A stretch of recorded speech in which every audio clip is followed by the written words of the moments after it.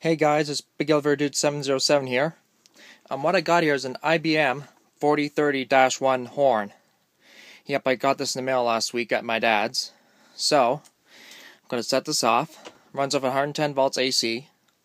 And yes, and I tested yesterday, and it's pretty loud. It's pretty loud.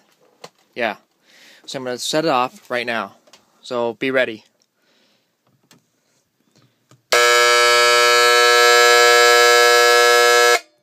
Holy smokes, that's loud. Whew! That is super loud. So yeah, that's pretty much it. I cannot set it up for a long time because of neighbors and that kind of stuff, but you know what? I set it off, and it works. Works fine. And it's pretty nice too. I got this off eBay, of course.